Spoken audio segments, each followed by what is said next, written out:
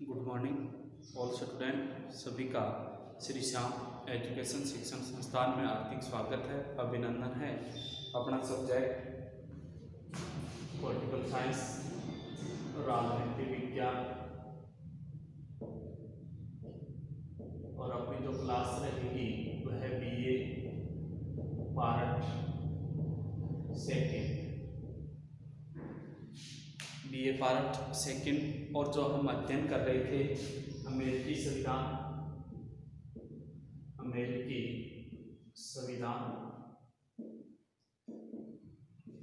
के बारे में पढ़ रहे थे। आज जो हम प्रारंभ करेंगे अमेरिकी संविधान के बारे में जो अध्ययन करेंगे वो अमेरिकी संविधान के स्रोत हैं कि कहाँ कहाँ से लिया गया है स्रोत, उनके बारे में अध्ययन करेंगे कि अमेरिकी संविधान के स्रोत कौन से हैं। तो पहला हम कहेंगे कि फिलाडेल्फिया सम्मेलन द्वारा निर्मित संविधान क्या है भाई। पहला फिलाडेल्फिया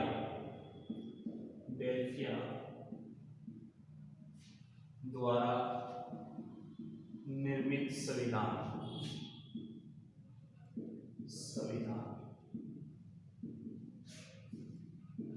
कि फिलाडेल्फिया जो सम्मेलन का आयोजन किया गया था, उस सम्मेलन द्वारा निर्मित जो संविधान है उसके बारे में हमें अध्ययन करेंगे। कहने का मतलब है कि विकास जो वर्तमान संविधान है अमेरिका का, वर्तमान संविधान उसका विकास फिलाडेल्फिया सम्मेलन में हुआ था। आपसे पूछ ले फिलाडेल्फिया सम्मेलन कि हम वर्तमान जो अमेरिका का हम संविधान पढ़ते हैं, इसका अधिकांश जो भाग है, अधिकांश जो विकास है वो कब हो चुका था? फिलाडेल्फिया सम्मेलन में हो चुका था। इसके बाद पूछ ले कि 1700 मूल ढांचा वही है, 1787 में इसको निर्माण किया गया था। 1787 में फिलाडेल्फिया में संविधान का क्या किया गया था? निर्माण किया गया था। कि फिलाडेल्फिया जो सम्मेलन है उस सम्मेलन में 1787 को अमेरिका के संविधान का ढांचा बनाया गया था, और वह आज भी उसी प्रकार से है जिस प्रकार से उन्होंने बनाया था। कहने का मतलब कि मूल ढांचा है, मूल जो संविधान का जो ढांचा है या प्रारूप है, आपसे पूछ ले अमेरिकी संविधान का, तो हम कहेंगे फिलाडेल्फिया के सम्मेलन का ही है। फिलाडेल्फिया सम्मेलन में जो मूल ढांचा, प्रारूप, न्याय व्यवस्था या व्यवस्थापिका जिस प्रकार से इन्होंने प्रारूप बनाया था वही वर्तमान के संविधान में प्रारूप बना हुआ है। तो फिलाडेल्फिया के संविधान से हमने क्या लिया कि न्याय लिया, संवैधानिक संशोधन व्यवस्था हमने कहाँ से, अमेरिका के संविधान ने कहाँ से ली? संवैधानिक संशोधन की व्यवस्था भी फिलाडेल्फिया के संविधान से।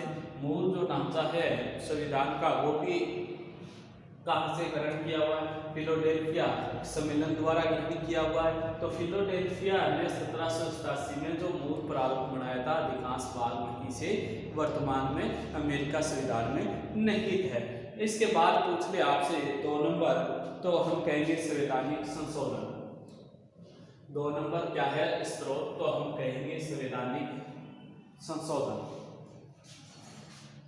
संवैधानिक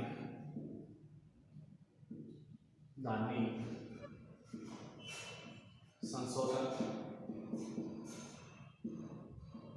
2 नंबर जो स्रोत है वह क्या है भाई? संवैधानिक संशोधन है।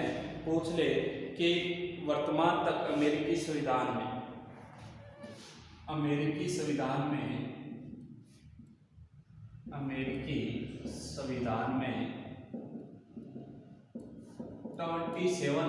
27 संशोधन हो चुके हैं। कितने संशोधन हो चुके हैं वर्तमान में? अमेरिका की बात करें तो टोटल 27 मतलब 27 संशोधन हो चुके हैं, और इनमें अधिकांश संशोधनों का उल्लेख भी किया जा चुका है। जैसे अधिकांश जो संशोधन हुए हैं उनका उल्लेख करें, हम अध्ययन करें तो जैसे देखें कि संशोधन 13, 14 और 15 के संशोधन जो किए गए हैं कौन कौन से? आपसे पूछ ले 13, 14 और 15 संशोधन। आपसे पूछ ले किससे संबंधित थे? तो हम कहेंगे 13, 14 और 15 संशोधन है वो गृह युद्ध जनित संशोधन थे। इस प्रकार से थे ग्रह युद्ध जनित संशोधन कि 13, 14 और 15 नंबर जो संशोधन किए गए थे वो गृह युद्ध से संबंधित थे, संशोधन किए गए थे। 17वां संशोधन पूछ ले आपसे, 17वां संशोधन किस प्रकार से किया गया? तो 17वां संशोधन कहेंगे हम सीनेट में, सीनेट जो इनके सदन का नाम है, सीनेट में प्रत्यक्ष निर्वाचन प्रणाली को अपनाया गया।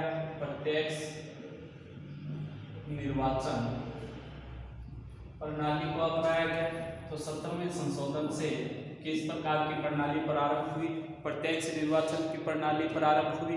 अब इसके बाद पूछ ले आपसे कि 19वां संशोधन आपसे पूछ ले, 19वां संशोधन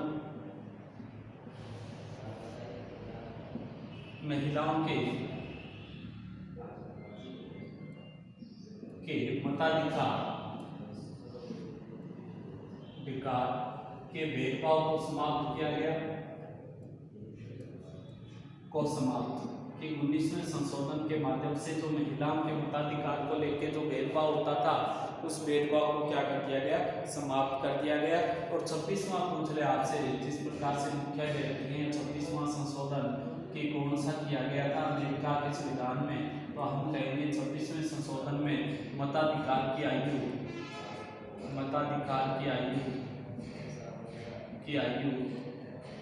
21 वर्ष से घटाकर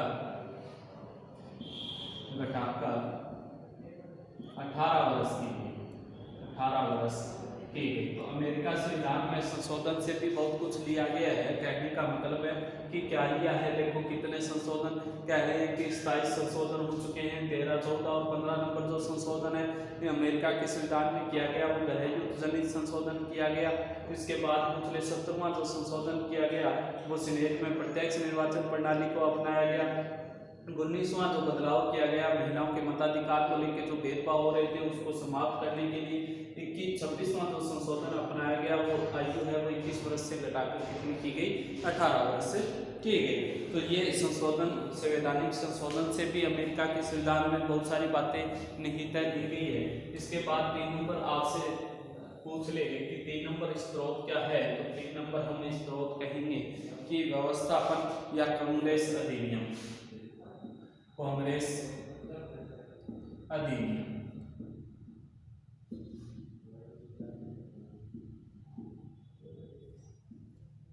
तो 3 नंबर जो संशोधन किया गया वो कांग्रेस अधिनियम है।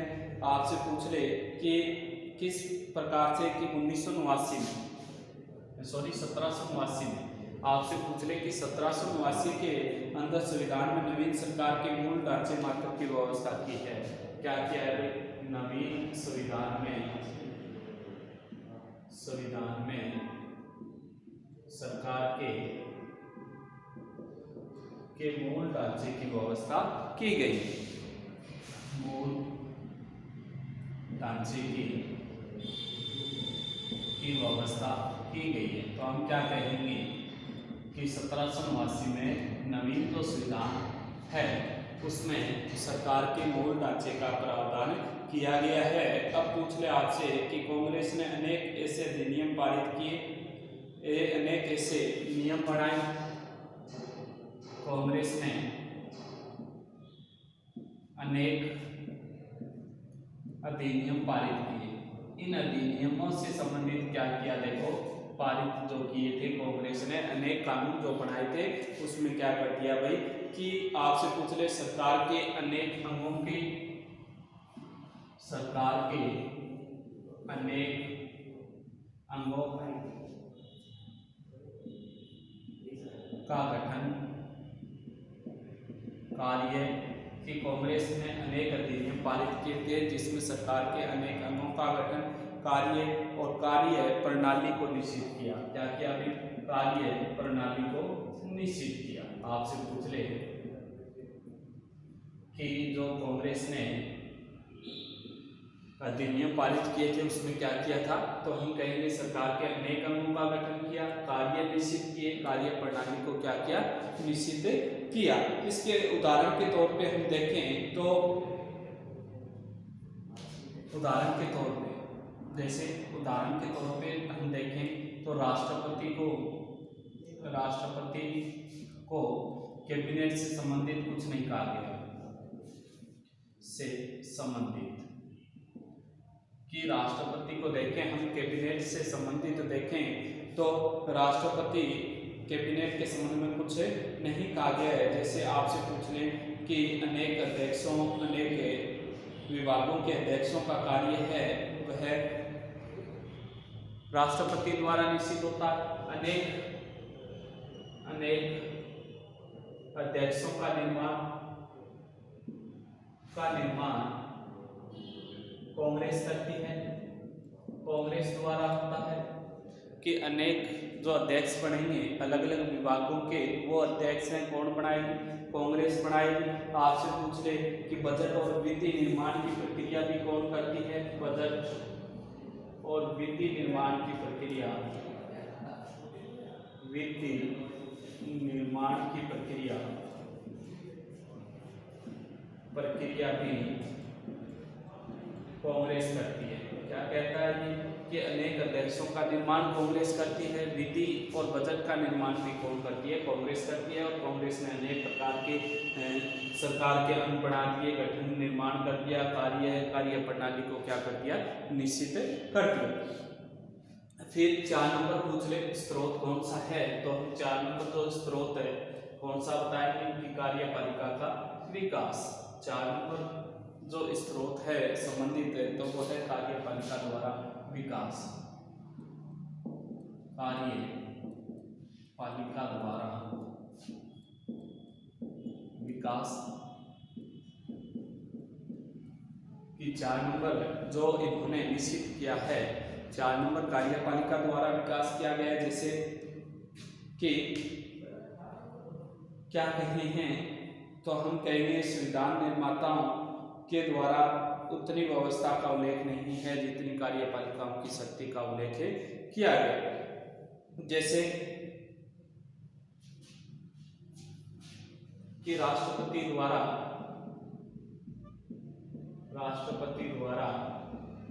कार्यपालिका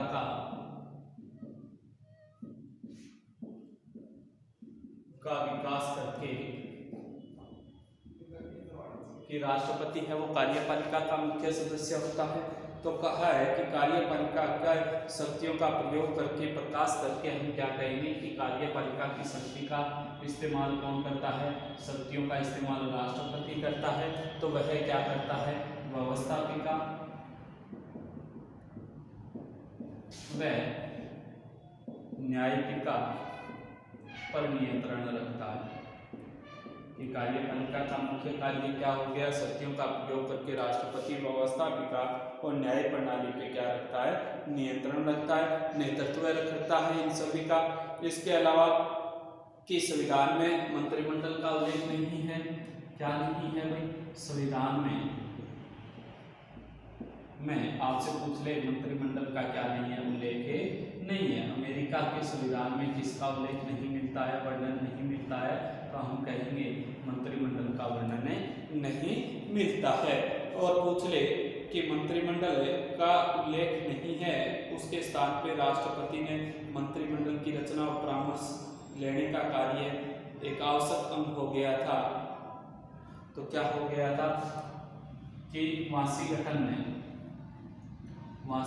ने मंत्रिमंडल से परामर्श लेना प्रारंभ किया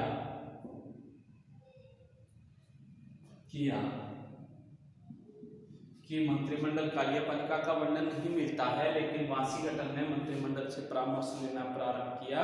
तो धीरे धीरे यह दृष्टिकोण बन गया, यह विचार मान्य हो गया कि कार्यपालिका के बगैर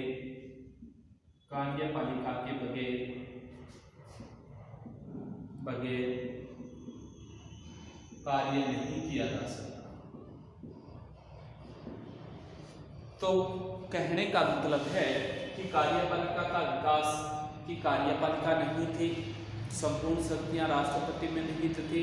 मंत्रिमंडल का निर्माण नहीं हो रहा था, तो मंत्रिमंडल नहीं होगा तो कार्यपालिका नहीं होगी, कार्यपालिका नहीं होगी तो संपूर्ण शक्तियों के माध्यम से व्यवस्थापिका और न्यायिका का नेतृत्व राष्ट्रपति करेगा। और जैसे जैसे गृह युद्ध हुए, अनेक दौर गुजरे, तो अमेरिकी राष्ट्रपति वाशिंगटन ने मंत्रिमंडल से परामर्श लेना प्रारंभ किया। तो यह एक आवश्यकता बन गई, एक जरूरत बन गई और इसके बगैर कार्य नहीं हो सकता। तो इस प्रकार दिन प्रतिदिन कार्यपालिका ने क्या कर लिया, विकास कर लिया। अब आपसे पूछ ले 6 नंबर जो है न्यायिक व्याख्यान, सॉरी 5 नंबर न्यायिक व्याख्यान। न्यायिक व्याख्यान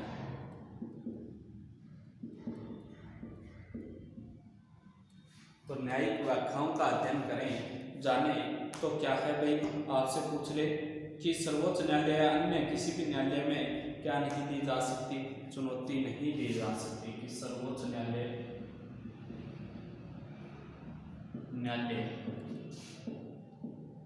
या अन्य न्यायालय में चुनौती नहीं दी जा सकती, किस लिए नहीं दी जा सकती, आपसे पूछ ले कि सर्वोच्च न्यायालय और अन्य न्यायालय में चुनौती किस लिए नहीं दी जा सकती, तो हम कहेंगे कि व्यवस्थापिका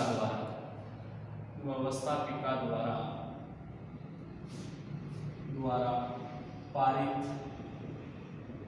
कानूनों की व्यवस्थापिका जिन कानूनों को पारित करती है, लागू करती है, उन कानूनों को हम सर्वोच्च न्यायालय या अन्य न्यायालय में नहीं लेके जा सकते। ये बात कौन कह रहा है कि अमेरिकी की जो न्यायिक व्याख्या है वो कह रहे हैं। इसके अलावा पूछ ले कि निहित शक्तियों का सिद्धांत, निहित शक्तियों का सिद्धांत, निहित शक्तियों का सिद्धांत है, उसमें आपसे पूछ ले कि जो निहित शक्तियों का सिद्धांत है उसमें कांग्रेस को शक्तिशाली बनाया, क्या बनाया भाई, कांग्रेस को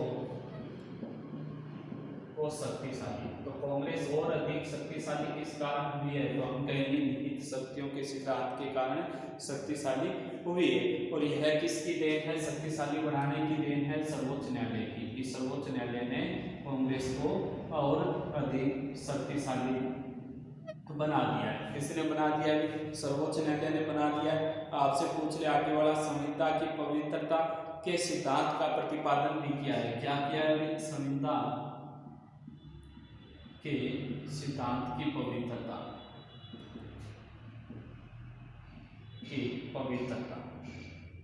आगे वाली न्यायिक व्याख्या कौन सी है, तो हम कहेंगे कि पवित्रता का सिद्धांत है, जो थ्योरी है, इसमें न्यायिक निर्णय को संविधान में इतना महत्वपूर्ण बना दिया है कि उन्होंने क्या कहा था कि आपसे पूछ ले इस सिद्धांत के अनुसार, पूछ ले आपसे कि मुख्य न्यायाधीश हयूज ने क्या कहा था, मुख्य न्यायाधीश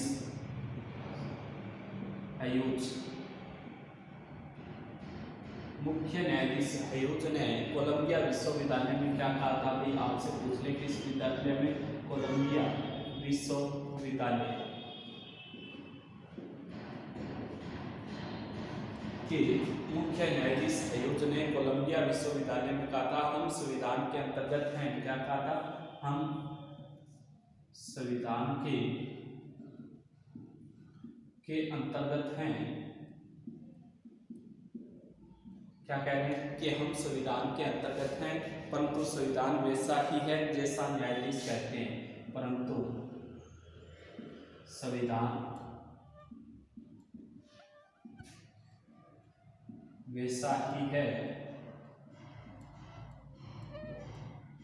जैसा न्यायाधीश कहते हैं।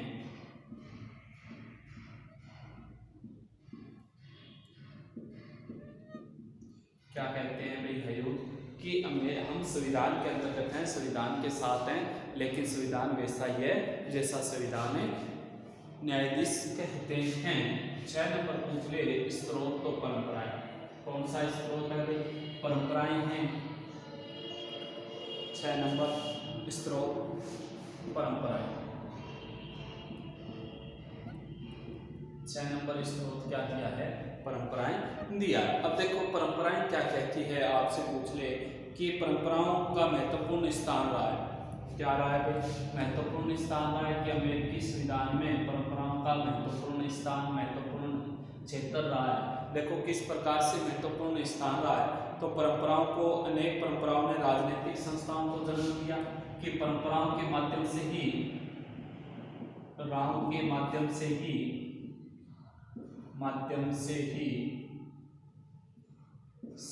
अनेक राजनीतिक व्यवस्थाएं बनी, अनेक राजनीतिक व्यवस्थाएं बनी,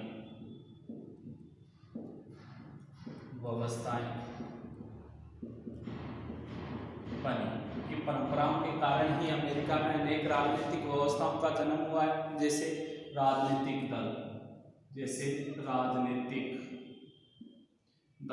राजनीतिक दल का निर्माण है वो परंपराओं के कारण हुआ है। दूसरा पूछ ले मंत्रिमंडल व्यवस्था,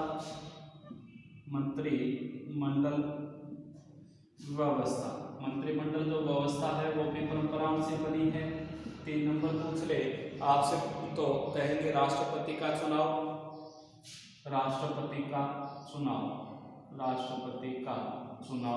किस प्रकार से हो गया भाई? प्रत्यक्ष। तो ये प्रत्यक्ष जो होना है वो भी किसके कारण हुआ? परंपराओं के कारण हुआ है। सीनेट का व्यवहार, सीनेट का शिष्टाचार व्यवहार,